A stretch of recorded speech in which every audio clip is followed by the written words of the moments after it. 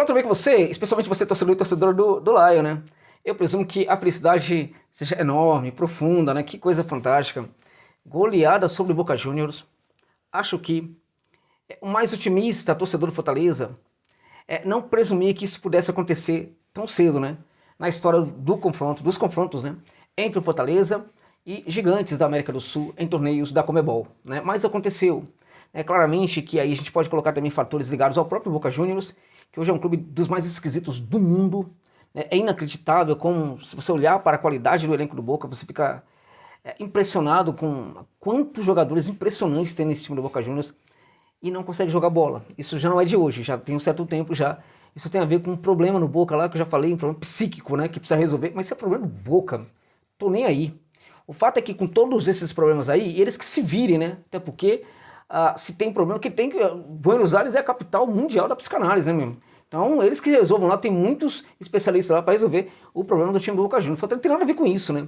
E mesmo que esse Boca Juniors tenha se comportado assim, vem se comportando assim já há um bom tempo, não é qualquer equipe que goleia o Boca Juniors. Não é qualquer equipe brasileira que goleia o Boca Juniors dentro ou fora de casa, né? Esse time é tão esquisito que às vezes é capaz de jogar até melhor fora de casa do que dentro de casa. E mais um ponto positivo neste caso para o Fortaleza, né? Então o que a gente tem que falar aqui é do Fortaleza, não é do Boca. Com todo respeito ao Boca Juniors, que é um gigante do futebol mundial, dá licença, aqui eu tenho que falar do Fortaleza porque o Lai hoje detonou. O Lai hoje detonou, né? Então veja, para mim foi muito surpreendente quando eu vi a escalação. Por quê? Porque apareceu o Pedro Augusto na escalação, né?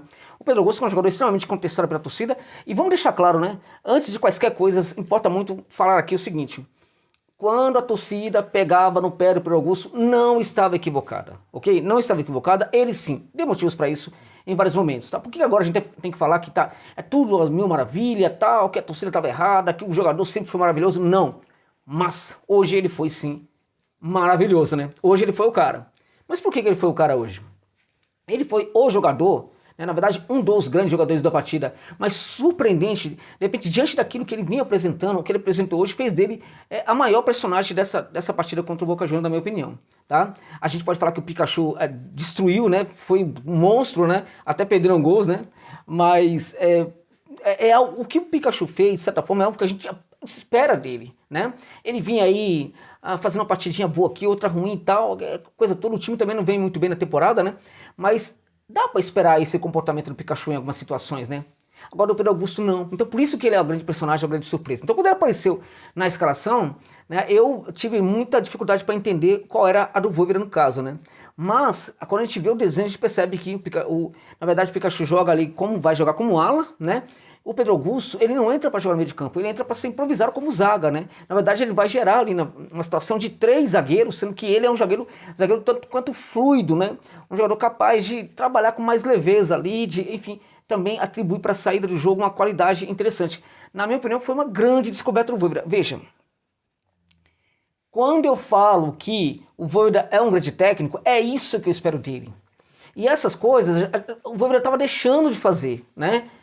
Um técnico de futebol tem que fazer justamente essas coisas, tem que descobrir o jogador, tem que encontrar o jogador e encontrar no jogador as suas principais características, entender naquilo que o jogador tem, aquilo que é mais importante para a equipe, para o esquema tático do time. Então foi isso que ele fez hoje, né? Pinçou o Pedro Augusto ali do nada e colocou ele na zaga. Isso funcionou muito bem. Por quê? Porque você tem, na verdade, um meio de campo que funciona muito bem. O Boca hoje não conseguiu assim, ficar feliz, né, quando apareceu no campo de ataque, exceto por algumas falhas, inclusive do Pedro Augusto, né, mas absolutamente justificável. Então você tem o Pedro Augusto ali na zaga, aí você pode pensar, bom, é 3 zagueiros, mas no fim das contas tem um cara que não marca. Só que esse cara que não marca, ele se associa com outro jogador do meio de campo, que hoje fez uma partidaça, outro que precisava jogar muito, que não estava jogando, e que hoje jogou uma barbaridade, o Zé Wellison.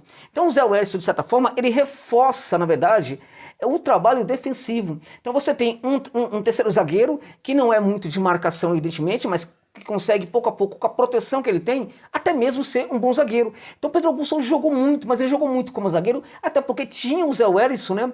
Assim, facilitando a vida desse zagueiro Pedro Augusto. Então a gente pode falar, todo o mérito que você vê hoje no Pedro Augusto, você tem que entender o seguinte: esse mérito precisa ser dividido com o Zé Wellison também. E com quem mais? principalmente com o Vojvoda, porque ele não somente pinça o Pedro Augusto e coloca ali, como ele coloca o Zé Wellison associando-se com o Pedro Augusto, e aí a gente tem jogo. A gente tem consistência defensiva, a gente tem uma transição muito melhor executada pelo Fortaleza, e a gente tem jogadores lá na frente fazendo gol e perdendo gol também, né? Fazendo gol e perdendo gol. Porque o Fortaleza faz 1-0 e o Fortaleza, de certa forma, poderia acelerar um pouco mais, até para fazer o segundo gol. Né? Num certo momento a gente percebe ali que a equipe fica um tanto quanto vacilante, parece que um tanto quanto assustada com o que estava acontecendo, então estamos vencendo o Boca Juniors e tal, e aí não dá para jogar desse jeito contra o Boca. O Boca vai para cima, consegue fazer um gol de empate, né? O primeiro tempo, na verdade, acabou, acho até que com um resultado um tanto quanto injusto. Mas um Fortaleza que se desenhava como um time muito vencedor e protagonista nessa noite, né? Evidentemente que tinha que deixar suas falhas também no primeiro tempo, né? Mas precisava falhar? Sim, a falha acontece, só que precisava se educar com a falha, né? E foi o que aconteceu. O Fortaleza foi se educando durante o jogo com as próprias falhas que cometia. E aí no segundo tempo também, com algumas alterações e também com a conversa no vestiário, o Fortaleza volta muito diferente, né? Acaba fazendo rapidamente logo ali o gol. E algo muito importante, esse time do Boca Juniors, que é um time limitado em termos de ideias, né? Não precisa estar na frente, não pode muito estar na frente do placar. Né? Porque não sabe muito como, quer dizer, não pode ficar na frente do placar porque gera dificuldades para o seu adversário. Boca Juniors se coloca, né, como uma equipe consistente, vencedora, protagonista quando está na vantagem, quando o adversário precisa correr atrás do desespero. A gente, olhando desse jeito, a gente percebe como esse Boca é ridículo, e é isso mesmo, é ridículo. Porque se ele sai na frente do marcador, ele tem uma condição de dominar o jogo. Se ele não sai na frente do marcador, ele não sabe o que fazer em campo. E foi isso que aconteceu hoje. Só que o Boca, como eu disse, se comporta assim em muitas partidas, em quase todas as partidas, quando sai atrás do marcador, né? Quando não sai atrás do marcador, quando o adversário faz um gol. Só que o que acontece? O adversário nem sempre se aproveita disso. Então veja, a despeito de todas as falhas, de todos os problemas do Boca Juniors, temos que falar da qualidade do Fortaleza. É isso. Né, que teve hoje, como eu disse no Zé Wellison, um jogador diferenciado, o Pedro Augusto, muito bola. Hoje foi realmente uma grande alegria ver um jogador se recuperando em campo.